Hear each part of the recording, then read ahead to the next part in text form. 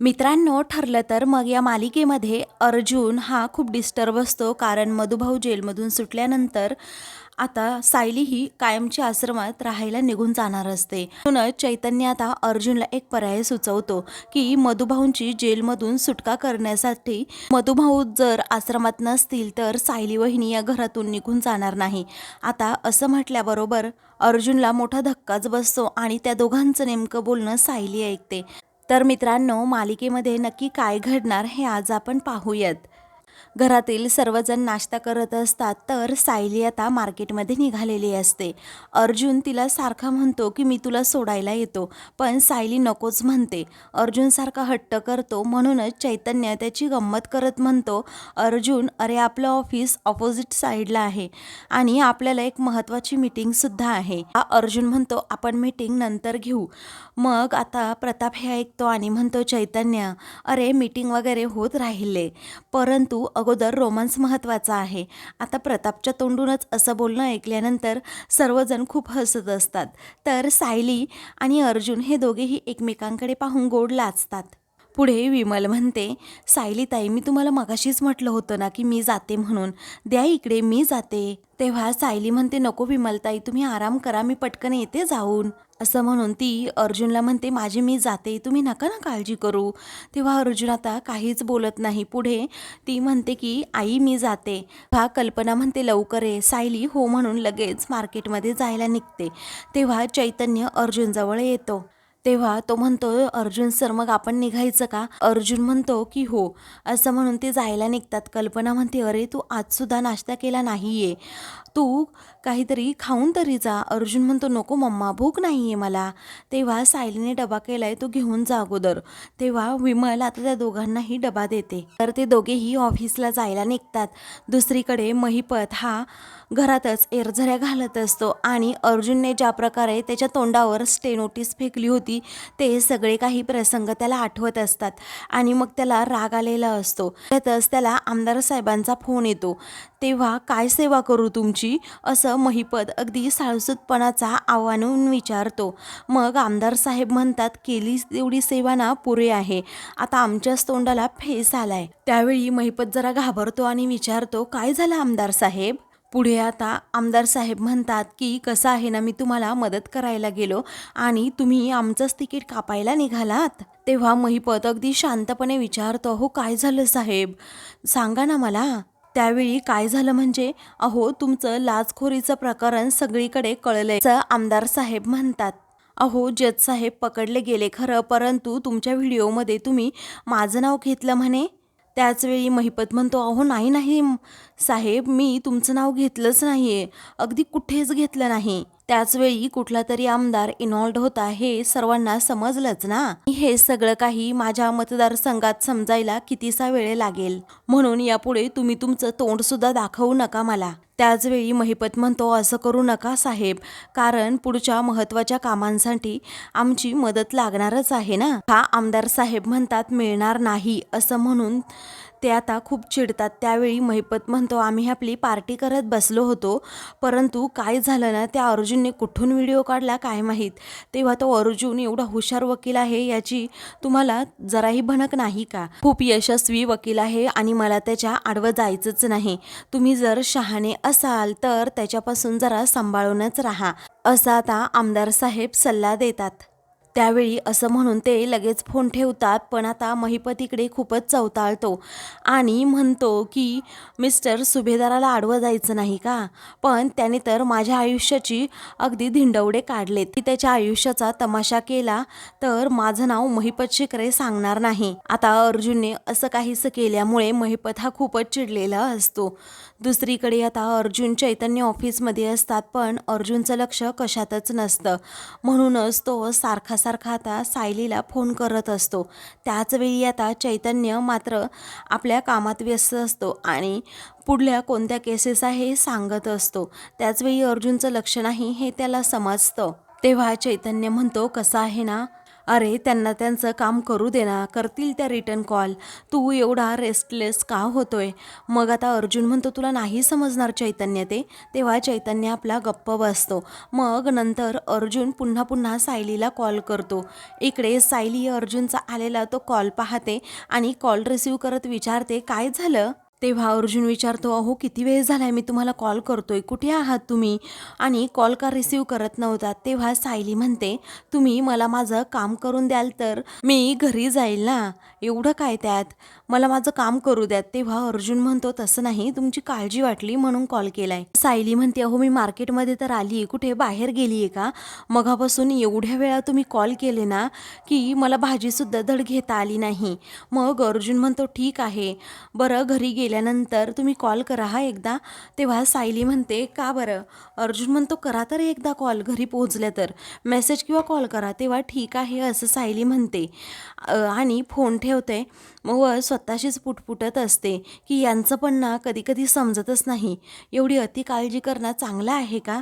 बरं असो, जाऊ दे, मी माझी भाजी घेते. दुसरीकडे अर्जुन आणि चैतन्य हे दोघेही केसविषयी बोलत असतात. मग तेवढ्यातच आता तिथे बने येतो आणि अर्जुनकडे ते लेटर देतो. त्यावेळी कॉन्स्टेबल खरा त्यांच्याकडून एक लेटर आलेलं असतं. चैतन्य ते लेटर वाचतो आणि मग हसतच अर्जुनला म्हणतो गेल्या वर्षभरात एकही निगेटिव्ह कमेंट मधुभाऊंची नाही आहे.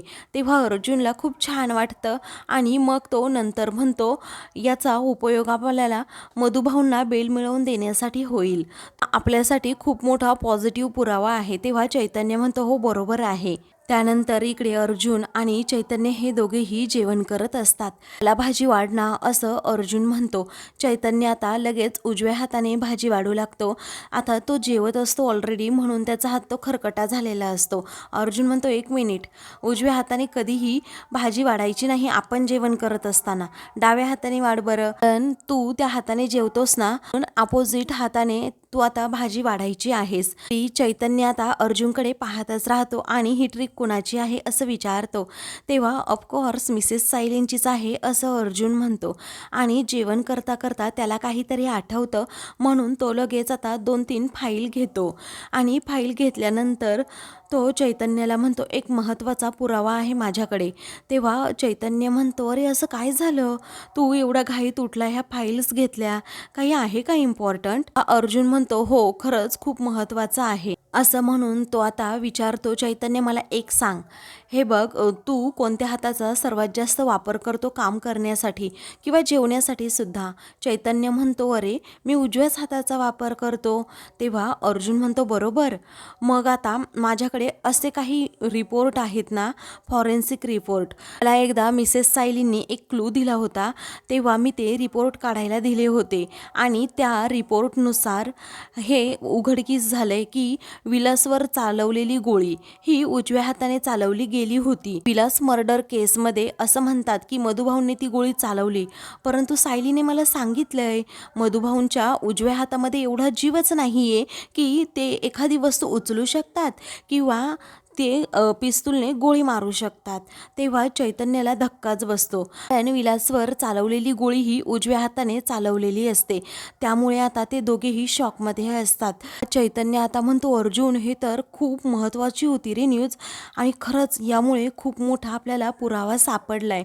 तेव्हा अर्जुन म्हणतो हो बरोबर आहे, परंतु यापेक्षा एक आणखी अजून पुरावा मला सापडलाय. चैतन्य विचारतो कोणता?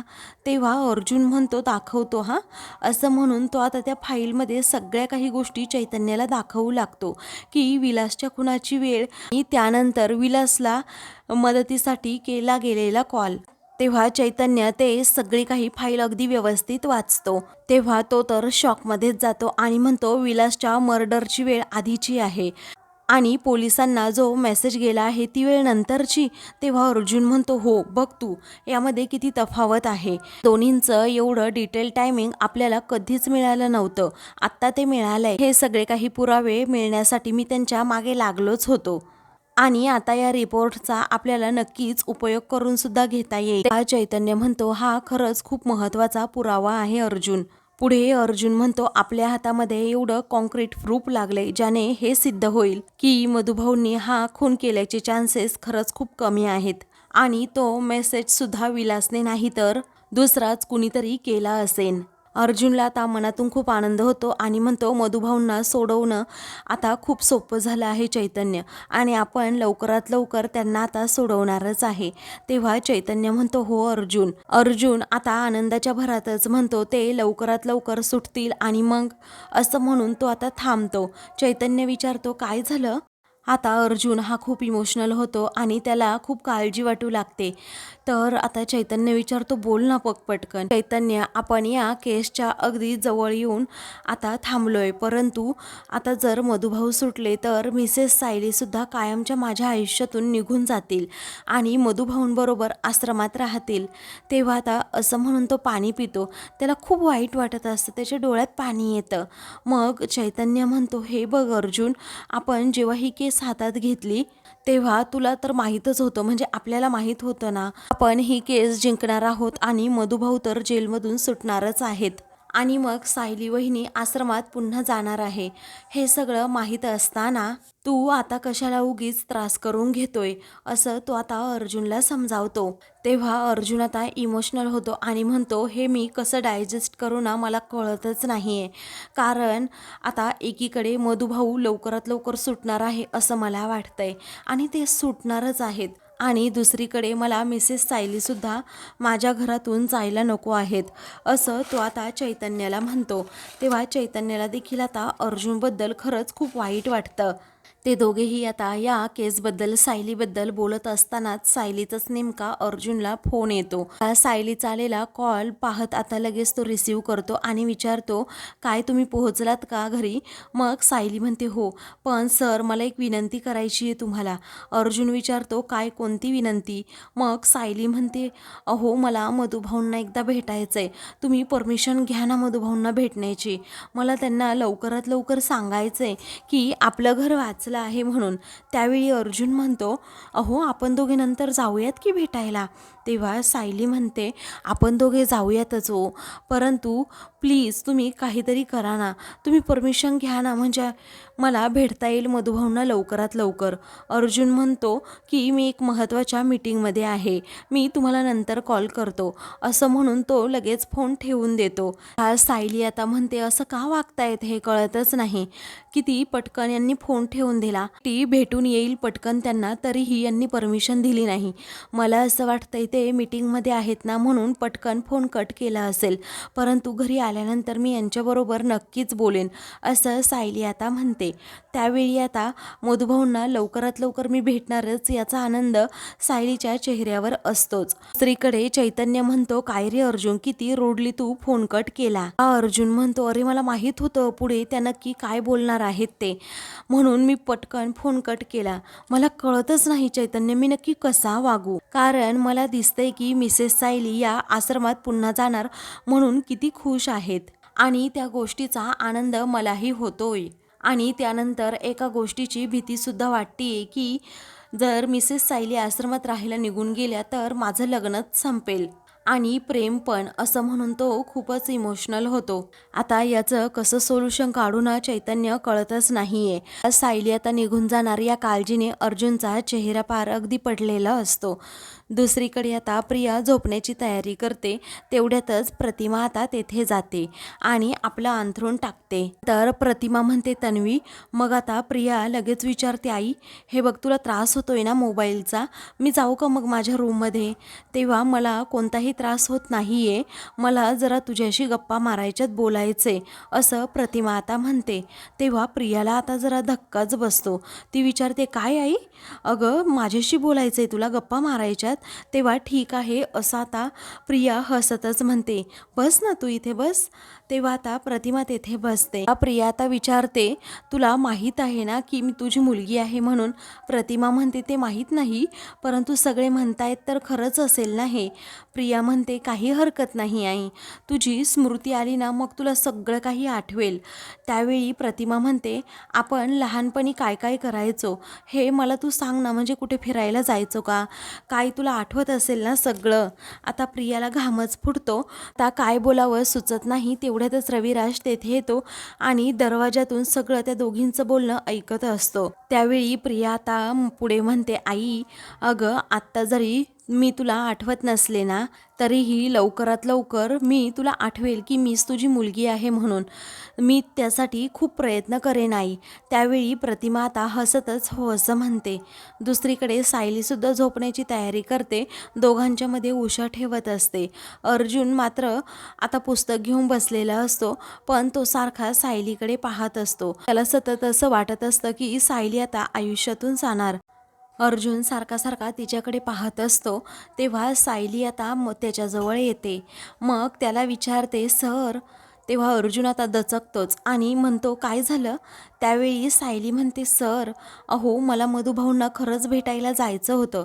त्यांच्याबरोबर काही गोष्टी बोलायच्या होत्या आणि त्यांना गुड न्यूजसुद्धा सांगायची होती. मला का जाऊ दिलं नाही. तेव्हा अर्जुन म्हणतो कसं आहे ना आपण दोघे नंतर जाऊ की.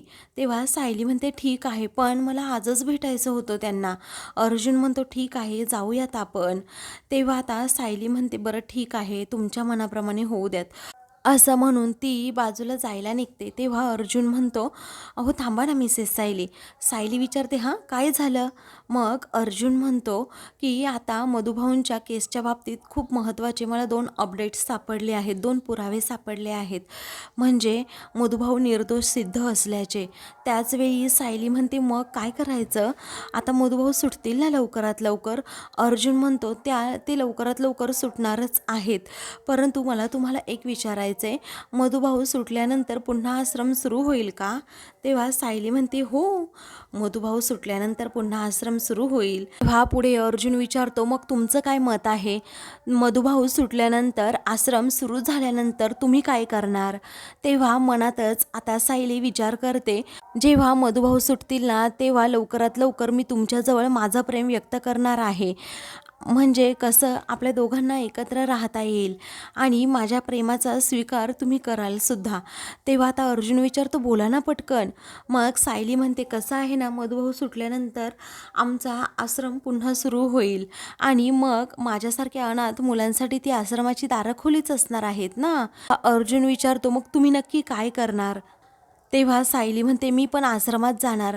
तेव्हा अर्जुन आता मनात विचार करतो ह्या तर अगदी क्लिअरली म्हणतायत की मधुभाऊ सुटल्यानंतर मी आश्रमात कायमची निघून जाणार आणि यांच्यासाठी फक्त आश्रम इम्पॉर्टंट आहे मी नाही असं म्हणून अर्जुन खूपच डिस्टर्ब होतो. तेव्हा सायली आता मनात विचार करते सर आणि अर्जुनला डायरेक्ट म्हणते सर मला ना एका गोष्टीची सतत भीती वाटते. तेव्हा अर्जुन विचारतो कसली भीती वाटते मिसेस सायली तुम्हाला. मग सायली म्हणते आपण आपल्या कॉन्ट्रॅक्ट मॅरेजबद्दल घरातील सर्वांना सांगायचं तरी कसं, कारण पूर्ण आजी आई बाबा इतर घरातील सर्वांची काय अवस्था होईल हे तर आपण इमॅजिनसुद्धा करू शकत नाही. तेव्हा अर्जुन आता विचारात पडतो आणि तिला म्हणतो आपण काहीतरी या गोष्टीवर चालेल ना. तेव्हा सायली हो असं म्हणते. त्यानंतर सायली आता त्याच्याकडे पाठ करून उभी राहते आणि मनात विचार करते सर तुमच्या मनात माझ्याबद्दल जर प्रेम असेल तर ही वेळच येणार नाही हे घर सोडून जाण्याची. मग मी कसा अंदाज घेऊ हाच ती आता सतत विचार करते. तिला एक क्लू मिळतो म्हणून ती आता अर्जुनला विचारते सर मधुभाऊ सुटल्यानंतर तुम्ही नक्की काय करणार आहात. तेव्हा अर्जुन विचारतो म्हणजे मी काय करणार आहे म्हणजे असं कसं विचारता मिसेस सायली तुम्ही, आणि मी तर इथेच राहणार ना, मी कुठे जाणार. तेव्हा सायली विचारते अहो तसं नाही हो, म्हणजे आपलं लग्न संपल्यानंतर घरच्या सर्वांना खरंच खूप वाईट वाटेल ना. मग ते पुन्हा तुम्हाला लग्न करण्याचा आग्रह धरतील. मग कदाचित प्रियाशी ते तुम्हाला लग्न करायला सुद्धा सांगतील. आता सायली जे काही सत्य बोलते ते अर्जुनला आता पचतच नसतं, त्यामुळे तो खूप डिस्टर्ब होतो, त्याला धक्का बसतो, तो सायलीकडे पाहतच राहतो. आता मित्रांनो पुढील भागामध्ये अर्जुन चैतन्याला म्हणतो अरे मिसेस सायलींनी स्पष्टपणे सांगितले की मधुभाऊ सुटल्यानंतर त्या कायमच्या तिकडे आश्रमामध्ये निघून जाणार आहेत. तेव्हा चैतन्यालाही धक्का बसतो की अर्जुनला या मनस्थितीतून कसं बाहेर काढावं आता. म्हणूनच त्याच्या डोक्यात आता एक कल्पना येते आणि तो म्हणतो की यासाठी माझ्याकडे एक सोल्युशन आहे. सायली वहिनी इथून जाऊ नये म्हणून मधुभाऊंचं जेलमधून बाहेर येणं आपण डिले करू शकतो नक्की. थोडं आपण पुढे ढकललं तर तेव्हा अर्जुन आता त्याबद्दल विचार करतो, पण त्याला हे काही पटत नाही. त्यानंतर अर्जुन चैतन्य दोघेही रूममध्ये असतात. तेव्हा आता मधुभाऊंबद्दलच चैतन्य बोलत असतो आणि सायलीबद्दलही. तेव्हा चैतन्याचं अर्जुन तोंड दाबतो. तेव्हा माझं तोंड दाबून काहीही होणार नाहीये असं चैतन्य म्हणतो. म्हणून तो अर्जुनचा हातच आता बाजूला करतो आणि म्हणतो, मधुभाऊंच्या केसबद्दल नक्की तू काय करणार आहेस? कारण ती केस तू डिले करणार होता, त्याचं झालं काय? अर्जुन आता त्याला गप्प राहायला सांगतो, कारण सायली ऐकेल की काय याची त्याला भीती वाटत असते म्हणून. तेव्हा सायली आता अर्जुनकडे पाहतच राहते, कारण आता तिने हे सगळं बोलणं ऐकलेलं असतं. म्हणूनच आता सायली रागातच अर्जुनकडे पाहते, तर अर्जुनला आता मोठा धक्काच बसतो. अशाच मालिकेंचे पुढील भाग पाहण्यासाठी चॅनलला सबस्क्राईब करा.